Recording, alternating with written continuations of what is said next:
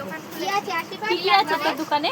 ময়দা ডালি আছে, সুজি আছে, সব প্যাকেট, তারপর চানাচুর আছে, আটা ময়দা যা যা চাইবে সব প্যাকেট। ও এটা ডালিয়া আছে? হ্যাঁ ডালিয়া।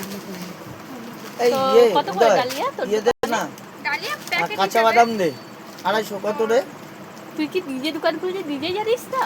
আমি অত দামটা জানি না, দাম তো সবাই জানে না, প্যাকেটে লেখা থাকে। আরে তুই তো এতদিন ধরে সেল করছিস, তাহলে তুই কেন জানিস আমি না? বেশি করিনি, 2 দিন হলো দোকানটা খুলেছি। তোমার আটা তেল মাত্র 2 দিন হয়েছে খুলেছিস? হ্যাঁ তাহলে আর কি বলবি? ময়দা কটা? 1 কিলো? 1 কিলো। আর চিনি দুধ দিয়ে দাও। আমি নেবো বলেই তো দোকানে এসেছি না। বাকি দাও, বল বল।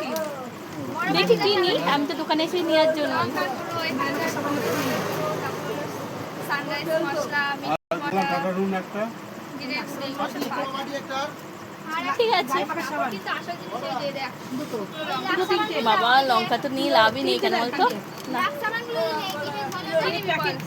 আরে দোকানে এসেছি, অবশ্যই তো দোকান থেকে নিবো। এবার তুই জানা হয়ে গেল তোর দোকানটা। অবশ্যই আসিস তাহলে। Okay bye.